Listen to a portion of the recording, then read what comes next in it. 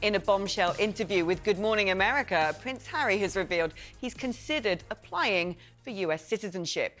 The Duke says he's loving his new life in America so much he may even take the citizenship test. Do you feel American? Do I feel American? No, I don't know. I don't know how I feel. Would you think about becoming a citizen? I have considered it. Yeah. Yeah. Yeah. What would stop you from doing it? I have no idea.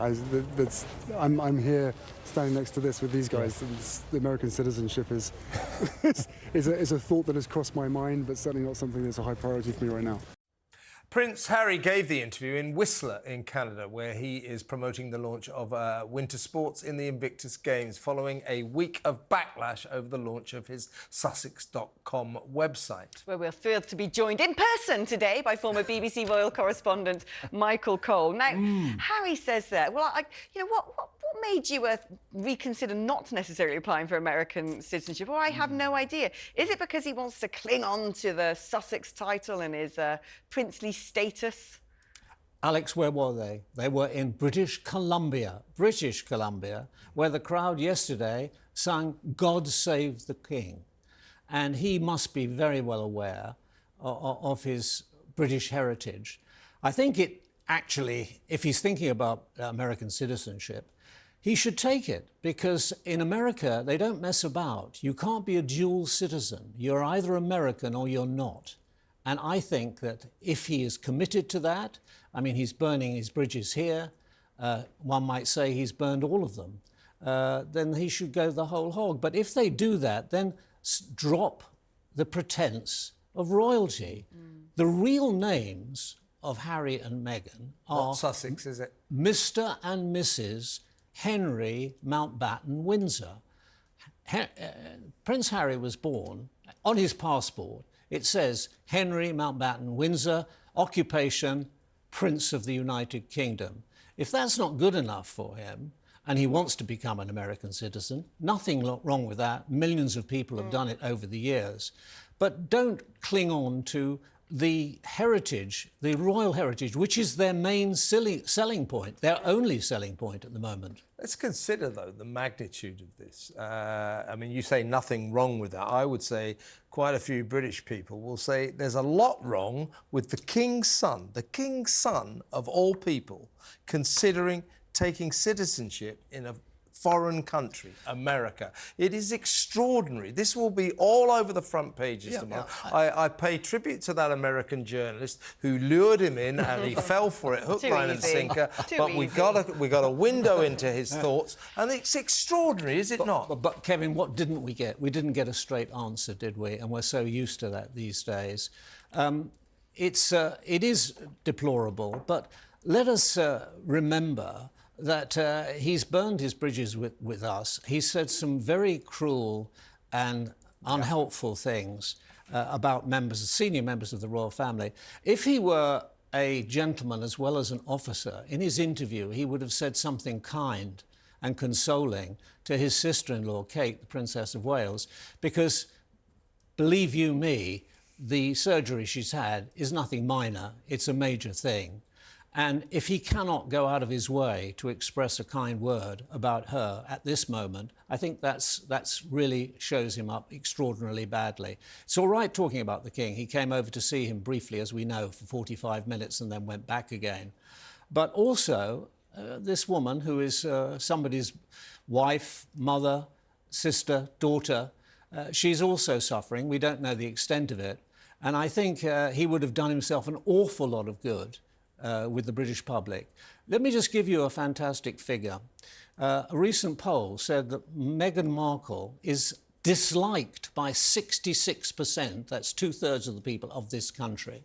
In America, the approval rating of Kate Middleton, Princess of Wales, is 35%, i.e. 35% more people like her than dislike her. And Prince William, the most popular man in the world to the Americans, approval rating of 74%. Well, if there is a public relations war going on, we know who's winning it. And it's not the Sussexes. And I don't think that William and Kate are in a public relations war, nor is the King. But Harry and Meghan imagine they are in one, just as if they're some sort of Hollywood celebrity. Let's consider the other raft of this extraordinary interview on Good Morning America this morning, in which Harry talked about illness bringing families together. So let's watch him.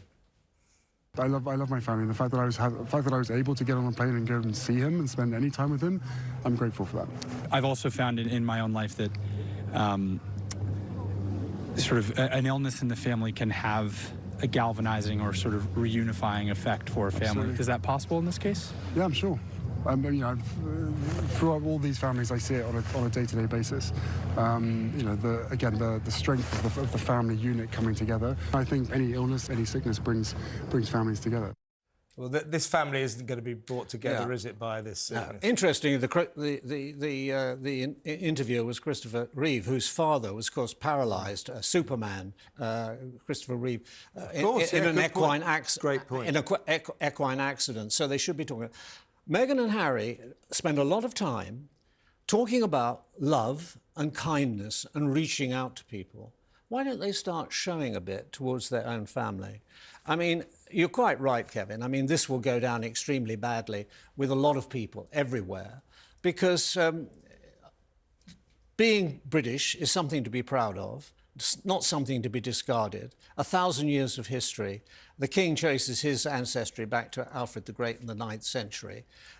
We're talking about a very considerable legacy which is going to be discarded like so much junk. But will they have him? There are very serious tests in the United States. You have to make a full declaration, including things about drug use and things of that nature. Things that have happened in the past, other indiscretions. Now, there's going to have to be some thinking about that. It's not a given. You don't just ask for American citizenship. You have to study, you have to stand there, you have to swear the oath of allegiance, and you have to know a lot about American history. Does he? We shall see. He's not known for his academic ability. Well, has he ever read a book? The poor boy, I think, was dyslexic. We give him some slack there. But has he even read a book? He doesn't claim to have done. I don't believe so. So he'll have to mug up on that and have to know the presidents and have to know the significance of Abraham Lincoln and Woodrow Wilson and other people. So a sad day. One can only feel a certain compassion for him because 39, I think he is. He's still acting, it seems to me, like a mixed-up kid. Yes, yes. It's sad. Playing on the slate. I mean, I want to switch this now to Meghan because she clearly is the powerful force in this relationship, one assumes. And she also seems to be one of the most curated people on the planet. You know, people say she was a rubbish actress. I think she's very good. She never stops acting, as far as I can tell. To me, it stands out that most of the time she seems to really struggle to get a babysitter in Montecito when Harry's coming to Britain or, you know. Always but all looking of a after sudden, the kids, isn't going she? to Canada, a place where she used to live and can prance around in some ski boots, suddenly there's babysitters on tap. But aren't they always just so perfect and wonderful and lovely? And there they are, you know. What have they got to complain about? They're living on their California Camelot on top of a hill with 2 beautiful, healthy children with more money than you can shake a stick at, with their rescue chickens. And they've got everybody saying to them, their buddies, you're wonderful and you're right. Why should they feel so hard done by? They have got a more charmed existence than 99% of the people in this world. Michael, it's fantastic having you in the studio. Come back and see us soon.